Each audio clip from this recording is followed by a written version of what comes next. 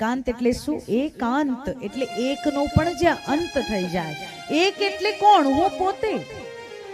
આ જાગૃત અવસ્થામાં મનુષ્યને પોતાની સત્તા લાગે છે, પરંતુ ખરેખર આ જાગૃત અવસ્થામાં પાછી 5 અવસ્થામાં પરમાત્માની સત્તા કામ કરે છે.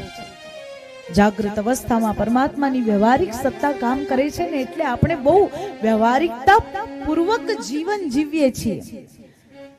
પરંતુ એ સમયમાં પણ જ્યારે આ નેત્ર ખુલ્લા છે, જ્યારે આ કાન ખુલ્લા છે, જ્યારે આ જીવા પણ કામ કરી રહી છે, હાથ પગ દોડી રહ્યા છે ને, એ સમયે પણ કથા મંડપમાં બેસીને પોતાને ભૂલી જઈએ, સ્વ સ્વરૂપને, અહમ ભાવને પરમાત્માના ચરણમાં સોંપી દઈએ, એટલે સાચો એકાંત, એકાંતની અનુભૂતિ, પ્રભુમય થઈ જવું. બાજુમાં કોણ શું કરે છે, પાછળ કોણ શું કરે છે, કોણ આવ્યું, કોણ નથી આવ્યું, કેટલું આવ્યું, કેટલું નથી આવ્યું, આ બધા જ ભાવોને એક તરફ મૂકીને જ્યારે પરમાત્મામય થઈ જઈએ, એ એકાંત.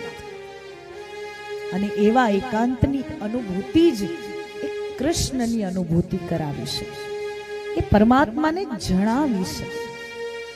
પ્રભુને જાણવા એટલે પ્રભુને જાણ્યા પછી બીજું કઈ આ સંસારમાં જાણવાનું બાકી રહેતું નથી. એ સર્વશ્રેષ્ઠ છે, સર્વોત્તમ છે.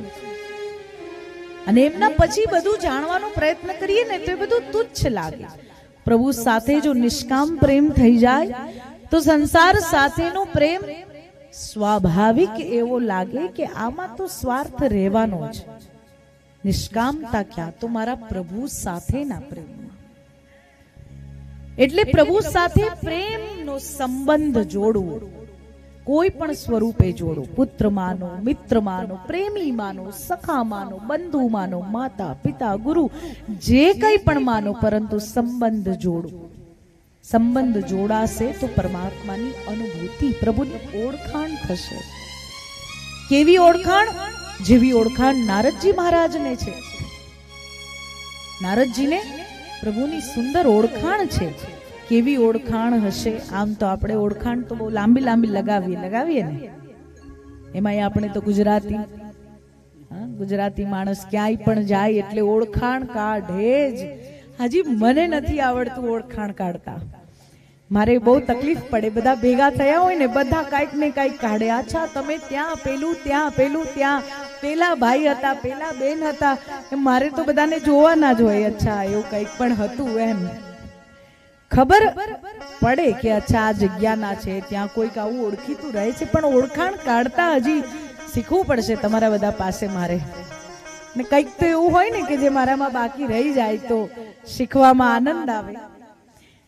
સૌથી મોટી ઓળખાણ કોની? સૌથી મોટી ઓળખાણ પરમાત્માની. જ્યારે તમે પ્રભુની ઓળખાણ કરી લો ને, જ્યારે આમ આપણે ભગવાનને યાદ કરીએ સ્વાભાવિક, પરંતુ પ્રભુ આપણને યાદ કરવા લાગે, પ્રભુ આપણને સાચવવા લાગે, પ્રભુ આપણા માટે વ્યવસ્થાઓ કરવા લાગે, પ્રભુ આપણા માટે પરિસ્થિતિઓ બનાવે. પ્રભુની ઓળખાણ ખરેખર અદ્ભુત છે. ક્યારેક અનુભવ કરજો. કર્યો છે અનુભવ? ભગવાનની ઓળખાણનો અનુભવ, પરમાત્માની ઓળખાણની અનુભૂતિ કેવી હોય કે મંદિરમાં ગયા હોય અને કોઈ શક્યતા જ ન હોય કે પ્રભુના દર્શન થશે, અને ત્યાં તમને જો સુંદર દર્શન થઈ ગયા તો એ પરમાત્માની ઓળખાણ છે. અને એ ઓળખાણથી મોટી કોઈ ઓળખાણ જ નથી. પ્રભુની ઓળખાણ જો થઈ જાય તો સાંસારિક ઓળખાણો આપોઆપ બનવા લાગે, અને આપણે પ્રયત્નપૂર્વક બનાવી પડતી નથી. નારદજી મહારાજને પ્રભુની ઓળખાણ છે. નારદજી મહારાજ પ્રભુના કેવા જાણતા હશે, પ્રભુને કેવો પ્રેમ હશે પ્રભુ પ્રત્યે, કે એક ક્ષણ પણ મુખમાં નારાયણના નામ વગરનો જતો નથી. નિરંતર નારાયણ નારાયણ નારાયણ નારાયણનો જાપ, નિરંતર જાપ. થોડો અઘરો છે, બહુ નહીં, થોડો અઘરો છે. કેમ થોડો અઘરો છે? કારણ કે આ મનુકાકામાં સંસાર વસી ગયો છે. આ મન છે ને, એમાં બધું બહુ વસી ગયું છે. મારી પત્ની, મારો પતિ, મારા માતા પિતા, મારા પુત્ર પુત્રી, પૌત્ર, સગા સંબંધી, આ તે બધા, અને એમાં પાછો વધારાનો મોબાઈલ.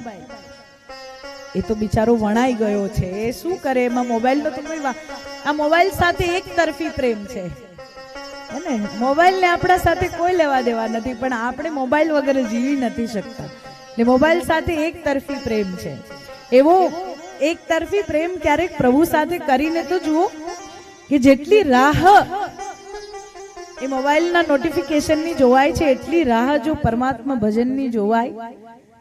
આજે જ્યારે કથા પૂરી થાય અને જેટલી રાહ પેલી સિરિયલમાં કાલે શું થશે, હા અનુપમા કાલે શું કરશે, જેટલી રાહ જેટલી તડપ તમને જાણવાની હોય છે ને, એટલી તડપ જો કથા શ્રવણની આવી જાય, એટલી તડપ જો કાલે કૃષ્ણની કઈ લીલા, કાલે કયો ભક્ત, કાલે કયા ભક્તનો પ્રભુ ઉદ્ધાર કરશે, એટલી તડપ જો પરમાત્માના ચિંતનની જાગી જાય, પ્રભુ ગુણગાન શ્રવણની જાગી જાય, તો પ્રભુ આવી જ જાય, સમક્ષ પ્રગટ થઈ જાય કે બેટા તું મને આટલું યાદ કરે છે તો હું તારા વગર વૈકુંઠમાં કઈ રીતે રહું.